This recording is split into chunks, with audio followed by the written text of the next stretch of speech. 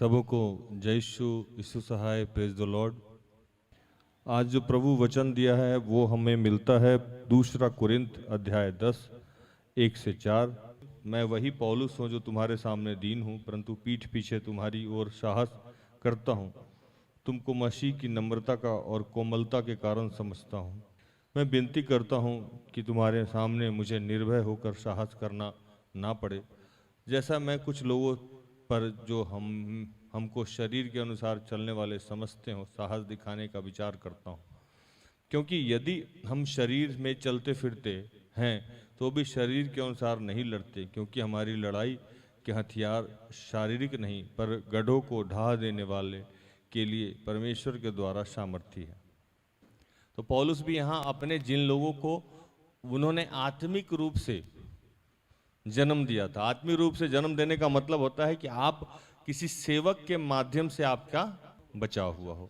मतलब बचाव का मतलब कि जैसे कोई ना कोई व्यक्ति जरूर होगा जो आपको उसके माध्यम से आपको उद्धार के बारे में, सुसमाचार के बारे में, यीशु के बारे में, या उसकी संगति करने के बाद आप विश्वास में आए हों या यीशु के करीब में आए हों। वैसे अपने आप को कहते हैं कि जितने लोग पौलुस के माध्यम से विश्वास में आए हैं उनको वो सब आत्मिक रूप से बच्चे समझते हैं, और उनको वो संबोधित करते हुए कहते हैं कि देखो आजकल जो समस्या है, सबसे बड़ी समस्या क्या है कि मैं तुम्हारे सामने आके झुकता हूँ, दुर्बल होता हूँ, कमजोर होता हूँ।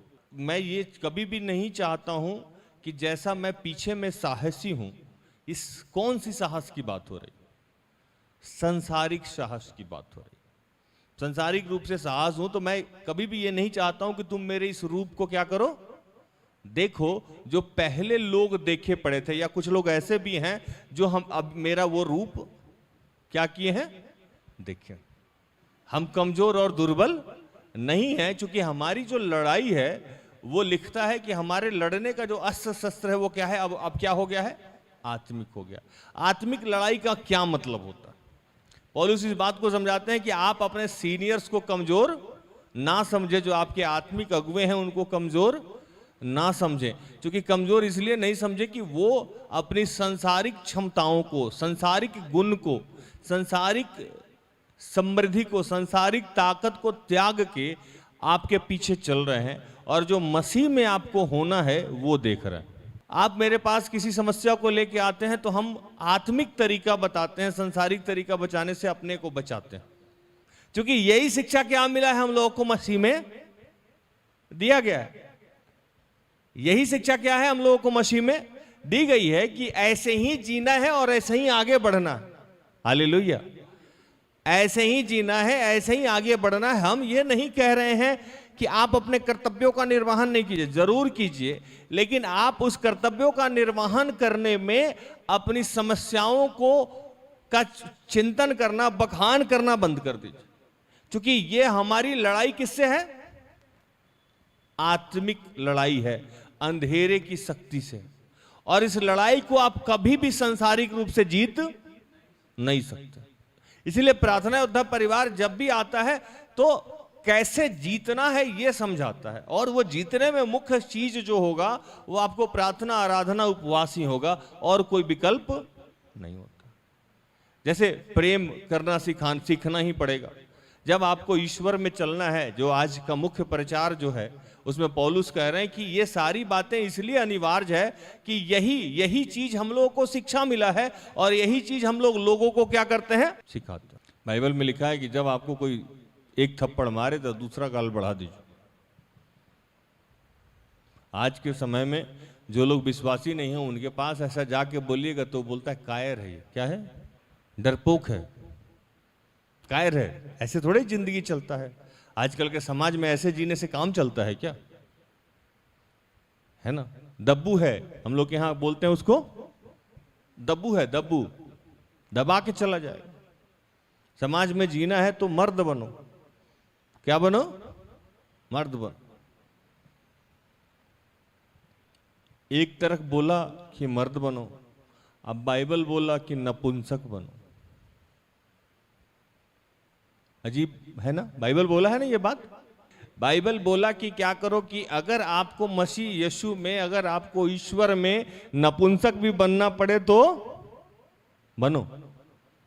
लिखता है एक जगह कि विवाह करना जरूरी नहीं है, लेकिन कब? जब आप अपने आप पे नियंत्रण कर ले तब। अगर नियंत्रण नहीं होता है तो विवाह कर ले। अगर प्रभु में आपको नपुंसक भी बनना पड़े तो बने, इससे क्या होगा? प्रभु की महिमा होगी।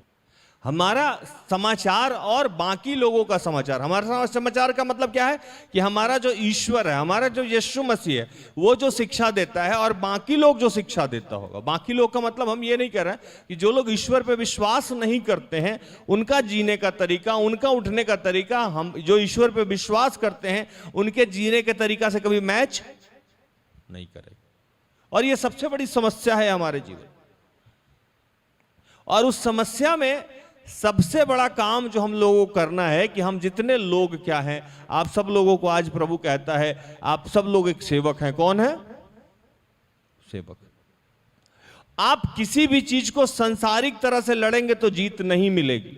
हम लोग जहां पिछले सेवकाई करते थे टमटम टोली से, वहां हमारे जो बच्चे सोते थे, मैं बताऊं कुछ, वहां जो बच्चे सोते थे उनको सुबह में हम लोग जगने के लिए बोलते थे, वो नहीं जगते थे।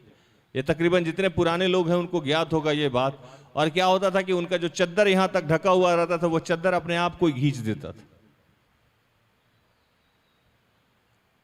और लोग समझता था कि कोई दूसरा खींचा, फिर चद्दर खींच के वो सो जाते थे बच्चे, फिर चद्दर अपने आप कोई खींच देता था। बाद में सिस्टर एस्तर बोली कि अगर आप उठ के प्रार्थना नहीं कीजिएगा तो खींच दिया जाता है कि जगिए, आप पवित्र आत्मा आपको जगा रहा, जगना ही होगा आपको। ये लड़ाई क्या है? हमारी आत्मिक लड़ाई। और आत्मिक लड़ाई को आप आत्मा से ही जीत सकते हैं, प्रार्थना से ही जीत सकते हैं।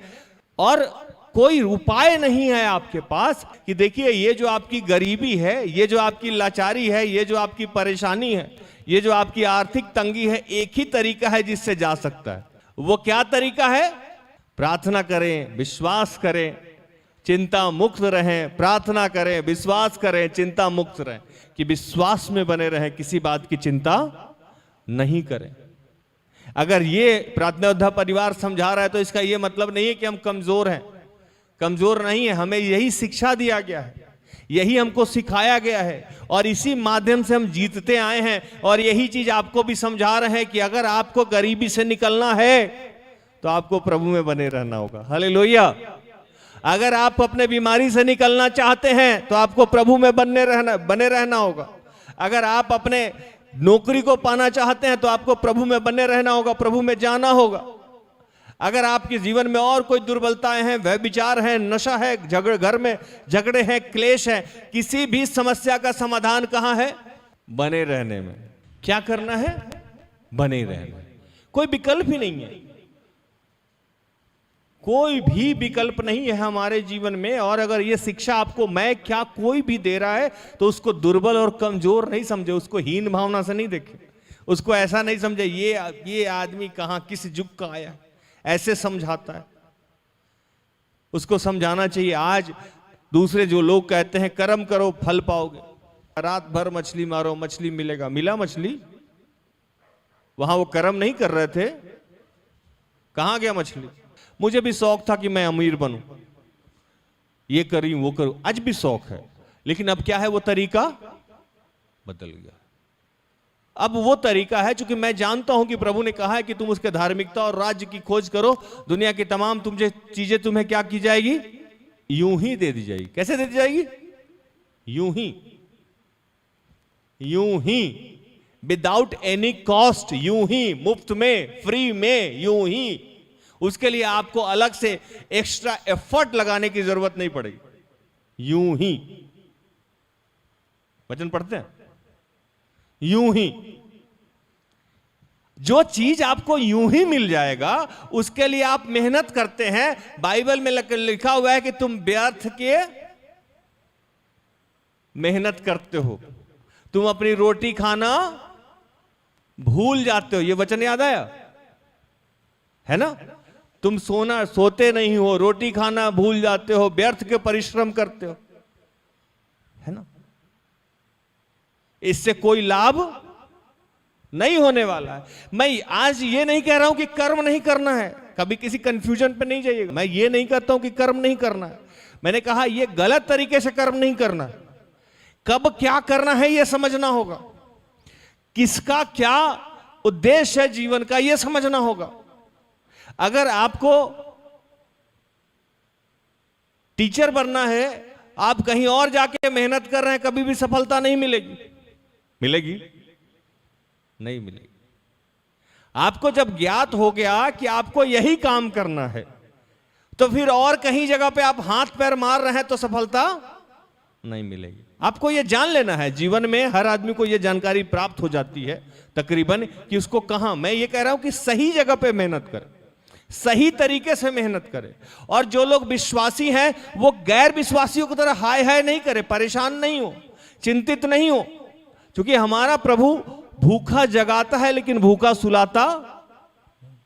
बाइबल में लिखा है, दाऊद लिखते हैं कि मैंने आज तक ऐसा नहीं देखा, आज तक नहीं देखा। वहां लिखा हुआ है कि मैंने आज तक ऐसा नहीं देखा कि कोई आदमी प्रभु पे, मैं सारांश बताता हूं, कि कोई आदमी प्रभु पे विश्वास करता हो, प्रभु के मार्ग में चलता हो और उसको किसी भली चीज की घटी हो गई हो। भली मतलब जो बेसिक चीज है उसकी घटी हो गई। प्रभु का यह वादा है हम लोगों के लिए कि उन आकाश के पक्षियों को देखो, वो ना बोते हैं ना काटते हैं, फिर भी उन्हें उनका स्वर्गीय पिता उन्हें खिलाता है, तुम्हें क्यों नहीं खिलाएगा?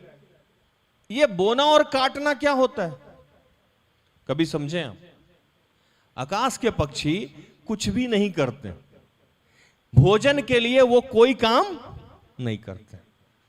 हम लोग तो धान भी रोपते हैं, गेहूं भी रोपते हैं, काटते भी हैं, नौकरी पे भी जाते हैं, मेहनत करते हैं, पैसा कमाते हैं, वो कुछ नहीं करते हैं, वो सिर्फ दाना क्या करते हैं, चुग लेते हैं।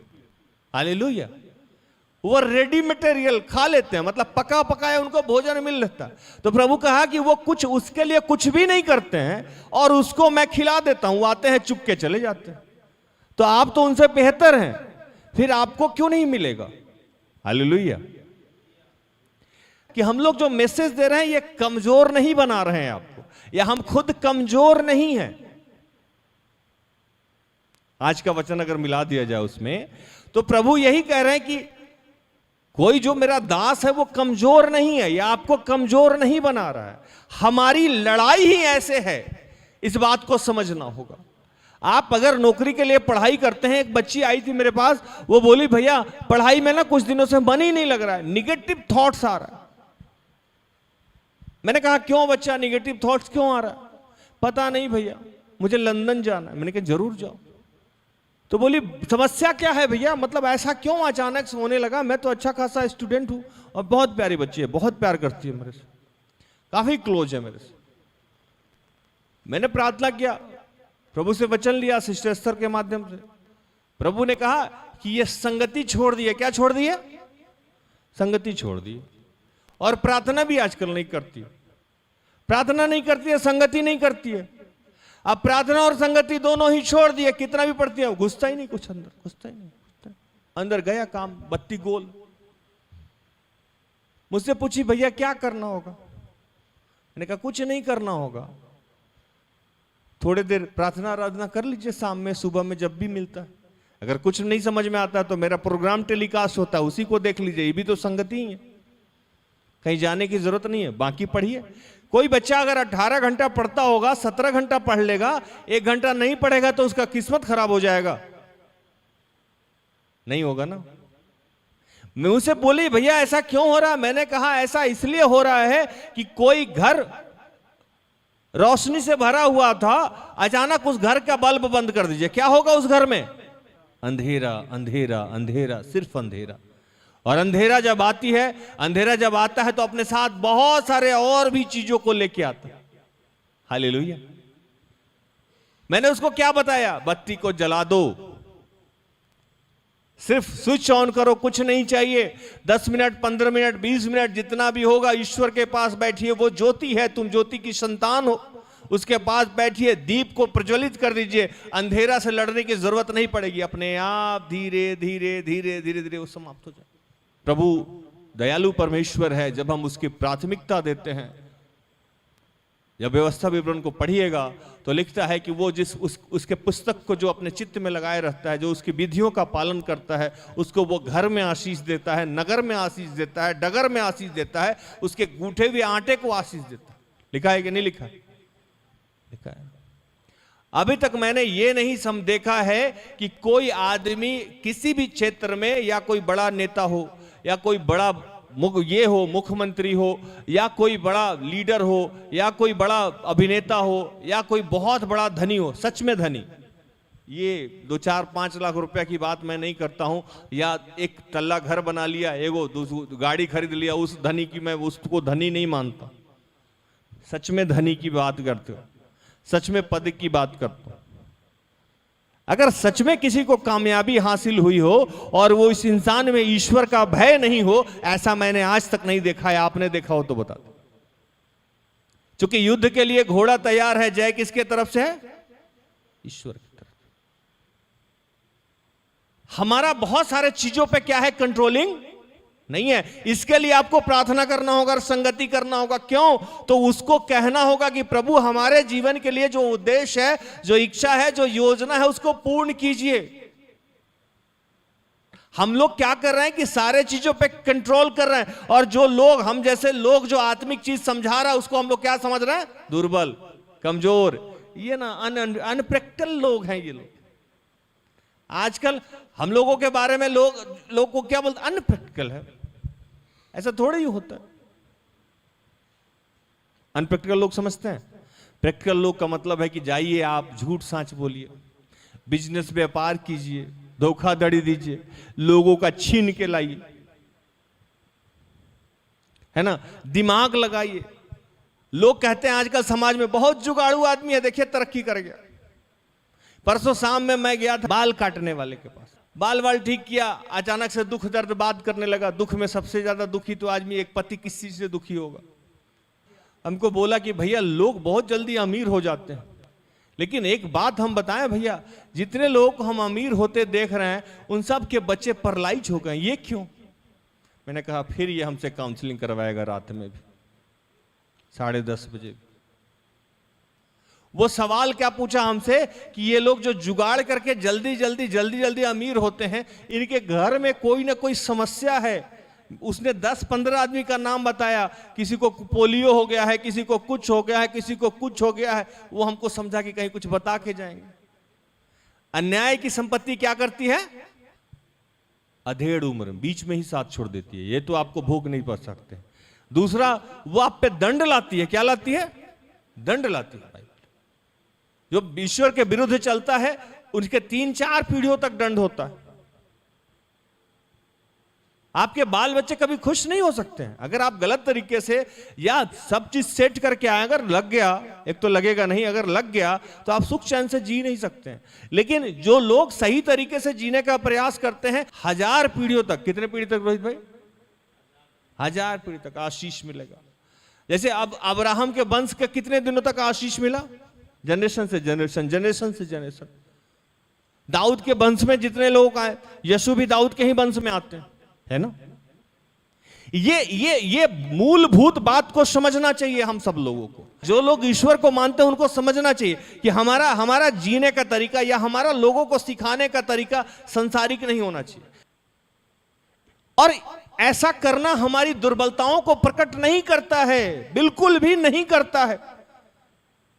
क्योंकि इसके पहले जो राज था वो संसारिक तरीके से जीता था, जानते थे कैसे जीना है, आज भी आता है। लेकिन प्रभु ने कहा कि नहीं, अब इस तरीके से तुमको नहीं जीना है और सिखाना भी नहीं।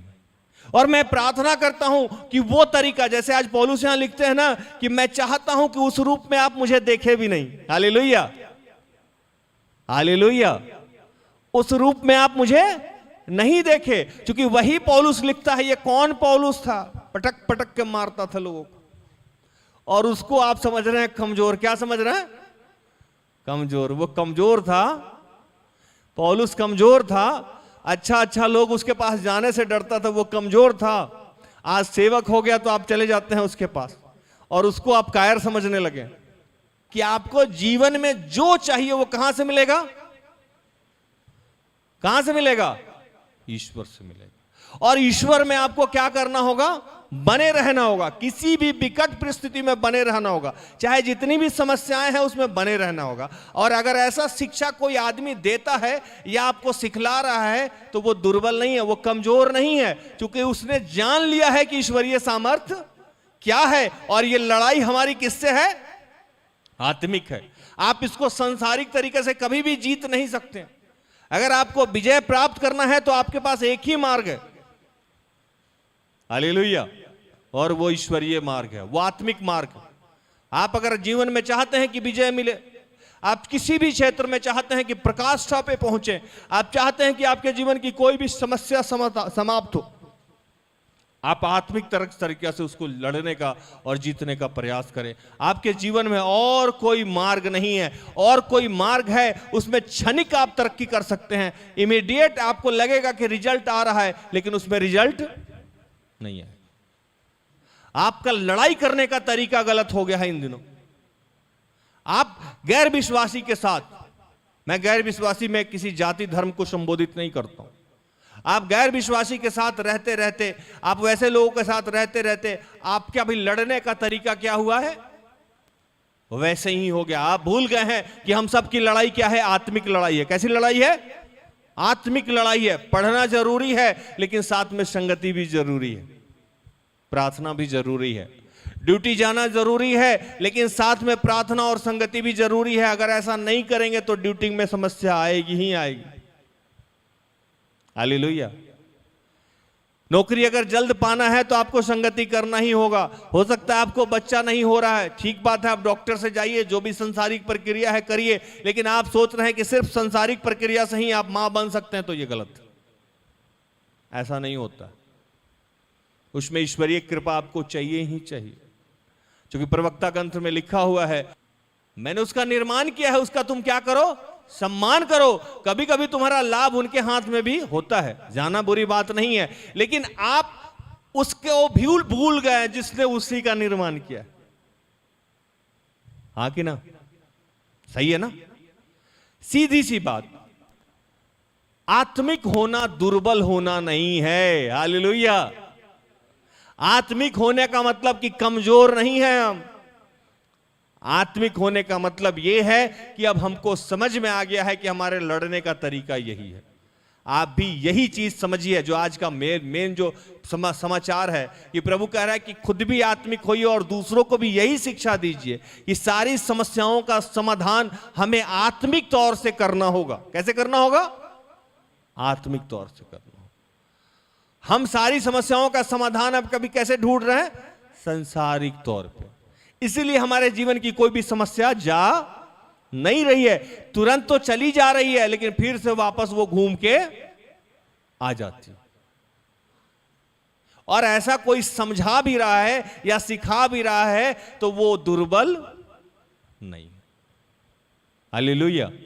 तो जीवन में जो भी समस्याएं हैं, जो भी कठिनाइयां हैं, जिस कदर भी जी रहे हैं, वो सारों का सब कुछ का समापन, सब कुछ, सारी समस्याओं का समाधान, जैसे मैंने आपको बताया कि हमारे हाथ में कर्म करना है, जरूर है, करिए, लेकिन कर्म के बाद जो क्रिया है वो हमारे हाथ में नहीं है।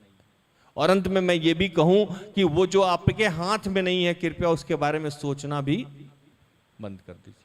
जैसे मैंने आपको बताया कि बीज बोना हमारे अधिकार में है, लेकिन उसको फलवंत करना या नहीं करना ये हमारे अधिकार में नहीं है। धूप निकलेगा कि नहीं निकलेगा ये हमारे अधिकार में नहीं है। बारिश होगा कि नहीं होगा ये हमारे अधिकार में नहीं है। तो हमको क्या करना चाहिए? उन विषय के लिए प्रार्थना करना चाहिए। हालेलुया। अब उन विषय को जीतने के लिए हमारे पास रास्ता क्या है? आत्मिक। क्या रास्ता है? आत्मिक। लेकिन उसके बारे में चिंतित रह के काम नहीं करना। विश्वासी लोगों के बीच में एक सबसे बड़ी समस्या जो मैं देख रहा हूं कि जिस चीज पे हमारा नियंत्रण नहीं है उसको क्या कर रहे हैं? हम नियंत्रित करने का कोशिश कर रहे हैं। इसीलिए हमारा सुख चैन आज छीन गया। हाँ कि ना? हम चाहते हैं कि लोग हमसे क्या करें? खुश रहे। मुख्य समस्या हमारे जीवन की धारा की चली गई है कि आज हमारे हाथ में जो नहीं है उस पर भी हम प्रयास किए हुए। और उसको हम मुझे करना कैसे, आत्मिक रूप से करना है। और अगर कोई सिखाता भी है तो हमको लगता है बिना मतलब का बात सिखाते हैं, खाली बोलिए प्रार्थना करिए प्रार्थना करिए, इससे जीवन जाता है जीवन जाता है। कि जो लोग आत्मिक हैं उनको कमजोर नहीं समझे, जो आत्मा की शिक्षा देते हैं, जो प्रार्थना की शिक्षा देते हैं, जो चीजों को आत्मिक तरीके से करने के लिए कहते हैं, वो कमजोर नहीं है। प्रभु को जब कोड़ा लग रहा था, वो प्रार्थना कर रहे थे, क्या उनको सामर्थ्य नहीं था कि वहां कुछ करें? है ना? ये जो लोग उन पे कोड़े चला रहे थे, अगर वो सोचते मैं जिस यीशु को जानता हूं, तो क्या उनका हाथ रुक नहीं जाता? हालेलुया, रुक जाता कि नहीं रुक जाता? रुक जाता ना। वो सर्वशक्तिमान ईश्वर का पुत्र यीशु था, वो चाहता तो वहां कुछ भी कर सकता था, लेकिन उनकी लड़ाई क्या थी? इसका मतलब वो दुर्बल और कमजोर नहीं थे, क्योंकि उसके पीछे एक गहरा राज छुपा हुआ था। ये बातें लोगों को कब समझ में आई?